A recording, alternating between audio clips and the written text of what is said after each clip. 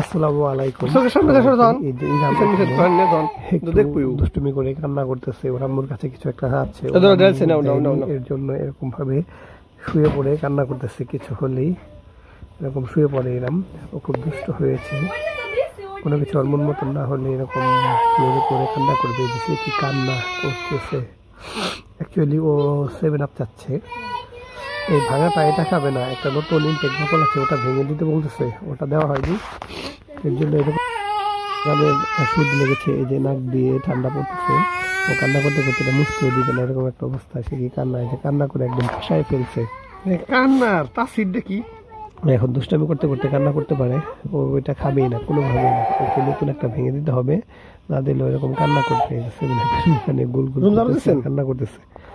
এরকম দুষ্টামিগুলো দেখতে আমাদের কাছে খুব ভালোই লাগে। ইরাম যে কিরকম দুষ্টামি করে, যে প্রচন্ড দুষ্ট হয়েছে ও। ওর দুষ্টামি দেখতে বেশ ভালো লাগে। থেকে খেলো না, কিন্তু বোতল ধরেছে, ওই নখার চেষ্টা করতেছে। বোতলে 7 আপ নেই, অল্প একটু আছে। এটা নিয়ে ওর খুন্তুসি শুরু হয়ে গেছে। এটা এখন উল্টো করবে মুখে নিয়ে লাগানোর চেষ্টা।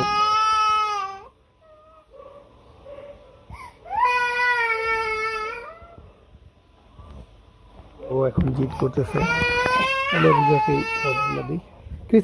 ওকে ইম্পর্টেন্ট না দিলে একটু পরে এটা ভুলে যাবে, এটা নিয়ে আর মাথা ঘামাবে না। কিন্তু ইম্পর্টেন্ট দিলে কান্না করবে। রামের আম্মু রামের মাথায় হাত বুলিয়ে দিচ্ছে, যে এরকম কি সুন্দর করে কান্না করতেছে।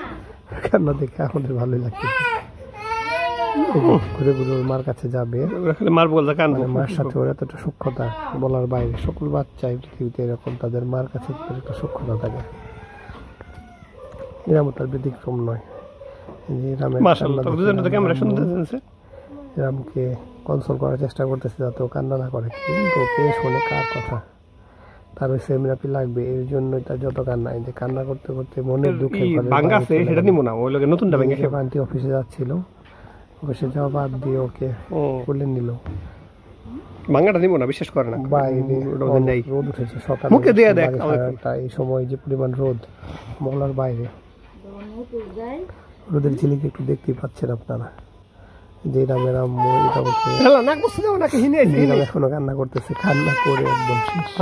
রামু বলতেছে ওকে কিছু দিব নাকি, নাক দিয়ে ঠান্ডা পড়তেছে, কিন্তু কাজ হবে না। এই যে রাম আবার এখানে পড়ালেখা নিয়ে বসেছে, বই খাতা নিয়ে। ওর আম্মু বসেছে, ও বসেছে, ওখানে নাকি করবে, লেখালেখি করবে। ওর পড়ালেখার প্রচুর আগ্রহ আছে, যে মাছ ঘর এগুলো চিনতে পারে।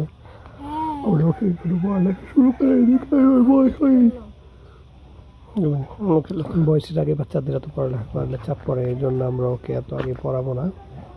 পড়ালেখা ও বেশ কিছুদিন পর শুরু করবো, যখন ও একটু বড় হবে। বড় না হলে এই পড়ালেখা শুরু করবো না, তাতে ওর উপরে চাপ পড়বে। আমরা চাই না এত ছোট বয়সে ও। কি আঁকছো এরাম?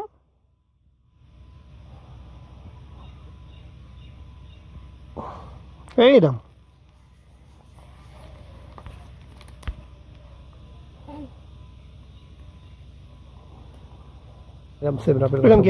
ভুলে যে এখানে সুন্দর করে বই খাতা নিয়ে বসেছে, চমৎকার ভাবে